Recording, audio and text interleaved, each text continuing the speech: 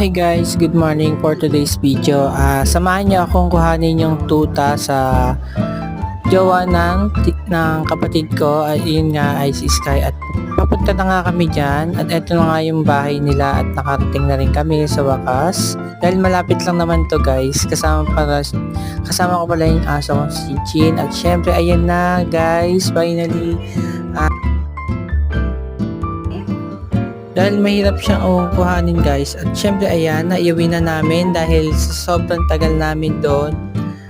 Napakailap niya, pero worth it naman guys, at napakataba nung nahawakan ko to, napakabigat, napakatimbang, malakas siyang kumain. Ayan guys, pinakita ko sa inyo yung lakas niyang kumain, hindi kami magsasawa at hindi kami problema dahil napakalakas niyang kumain niya.